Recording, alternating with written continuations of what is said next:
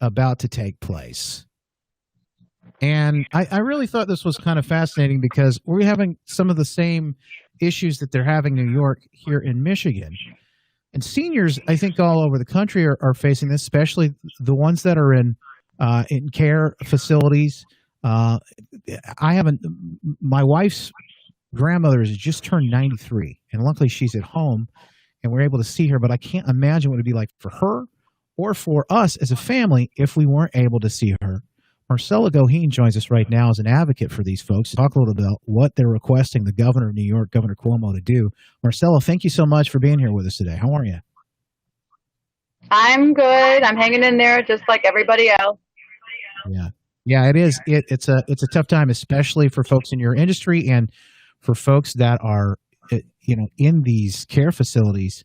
There's so much that they have to be concerned about and worried about, but also many of them not able to do some of the things that they could do, maybe even just like see their friends, family, relatives. It's quite a time right now.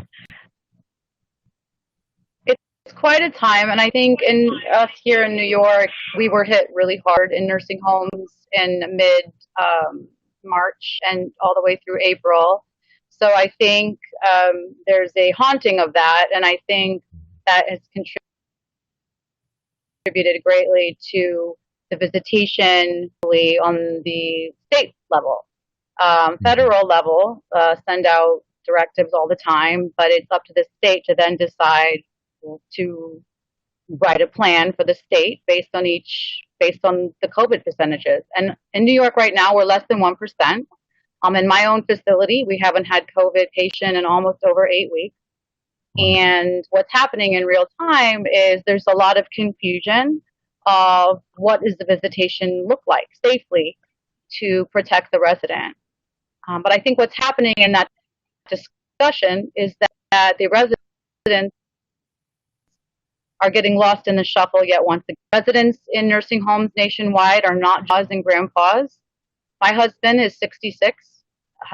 He came down with a neuromotor condition that's very rare, 1 in a million, and he retired from being a teacher for 20 years and went right into a nursing home, which wasn't necessarily on his bucket list, but it was the medical center that is available for his kind of condition at this time in history. So it was the best option for us for his safety and care. So I think pre-pandemic, what a lot of society hasn't understood is that there's life in nursing homes. Can you hear me? Yeah, I can hear you, but we're gonna have our producer call you, if that works for you, because you're kind of freezing up. Yeah. So go ahead and pick up if he does call I'm freezing up on the video. I'm so sorry, okay. Justin. We're so grateful. No, that's okay. I think pre-pandemic there was life in nursing homes. There was family members like myself that visited every day. You know, some people call us saints. We call ourselves caregivers, essential caregivers. And pandemic hit and got out. Yeah. Can you hear me now, Justin? Yeah, you sound good. Okay, good. So we're on the phone now. Sorry, Michigan. It's okay. Well, let me ask you, because this is something, as you mentioned, it's not just it's not just grandma and grandpa in these places. There are other people as well, and for family members like yourself, it's been almost 6 months. What 6 months now since you've been able to have these visits inside? How is your husband dealing with this? I mean, I can't even imagine.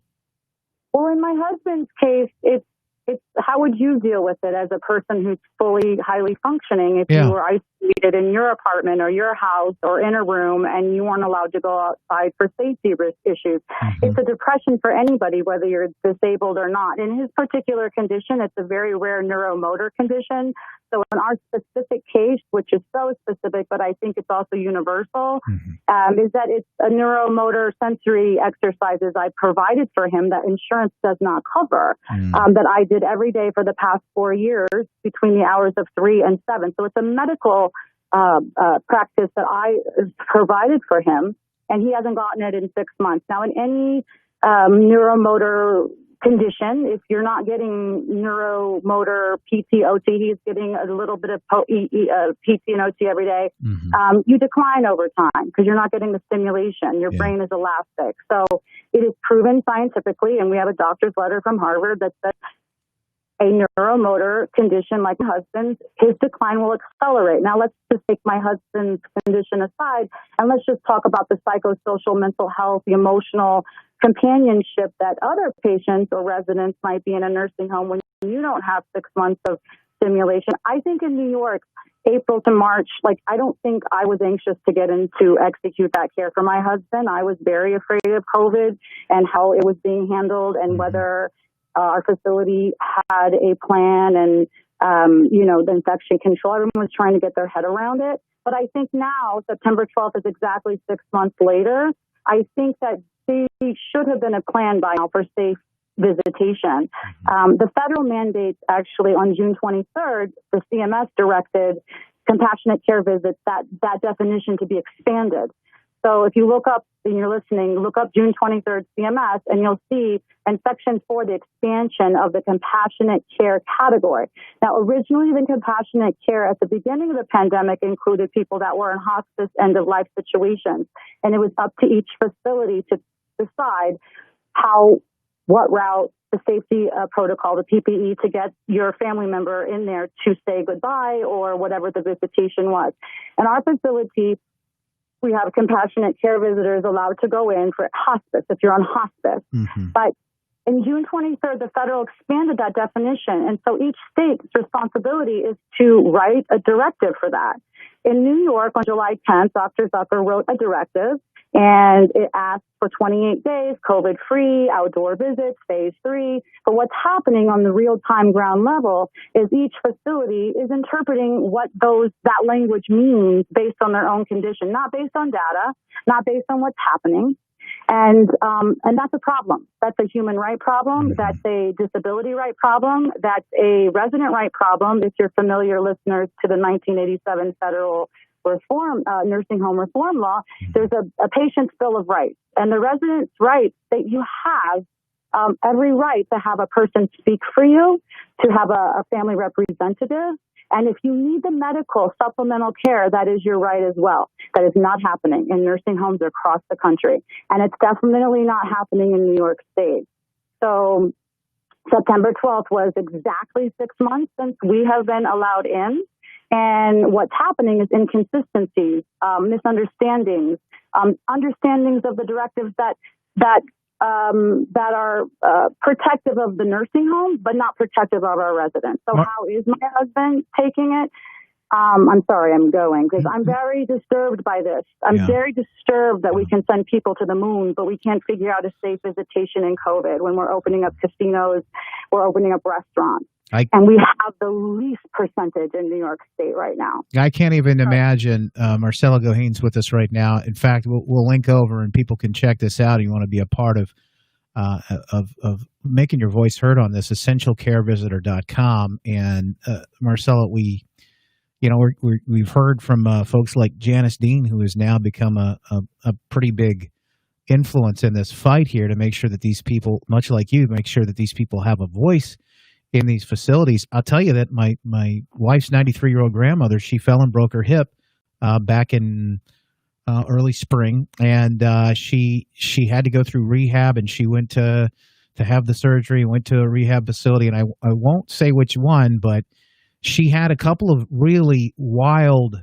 experiences there where they told her that if she wanted to turn the TV on or turn it off, I can't remember which one, that she just needed to get up and turn it on or off herself, of course, with a broken hip.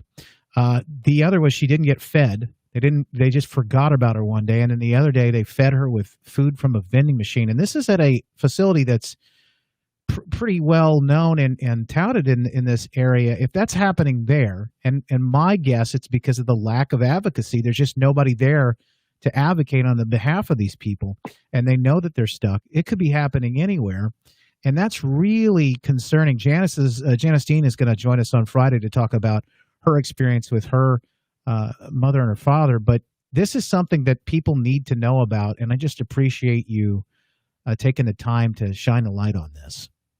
No, I appreciate you having us, and I also think to your point about advocacy, I think let's face it, when you say the word nursing home, you don't imagine yourself ever in one. You might say, I'll never put my family member in one. And that's not true. Like, I never thought I would be in this situation, and you never know what you might have to do. And the truth of the matter is, this is what we have available to our loved ones at this time, whatever the story might be. So what's happening inside the facilities mid-pandemic, early pandemic, was happening in the facilities pre-pandemic.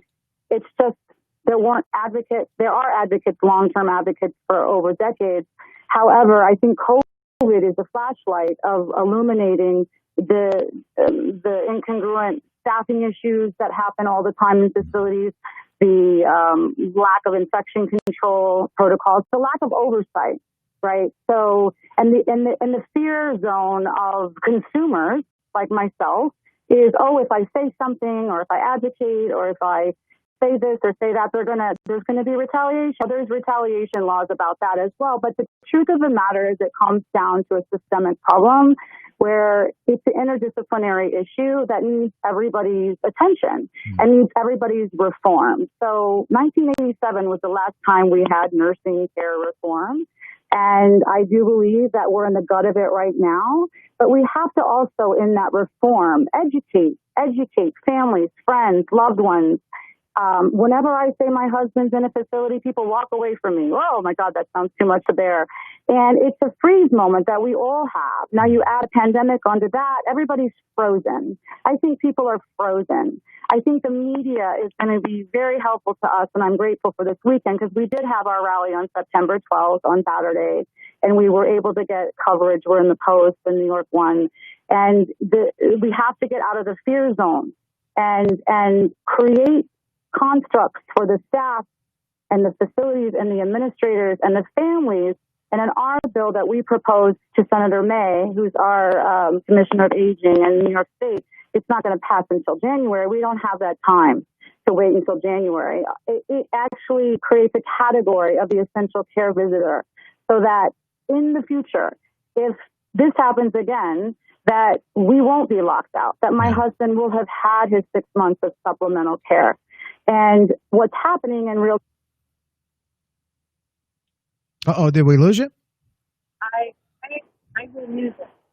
Oh, Marcel, our break here. We've got to wrap up, but thank you so much. And we're going to make sure that folks get the link and are able to get to this as well, to make sure that they can be a part of this. And as you call for reform and some of the other areas that we just need to be aware of what's happening in these places. Appreciate you keeping up the fight. Thank you for being here with us today. I hope I didn't overdrive the talk, or I was just trying to give information. Oh no, you're very passionate about it, and we totally understand it. Unfortunately, we're just out of time. Marcella Goheen, thank you so much for being here with us today, and we'll continue. If you miss any bit of that, maybe you want to go back and listen to it again. We put it up in our iHeartRadio app. Just search West Michigan Live there on Wood Radio.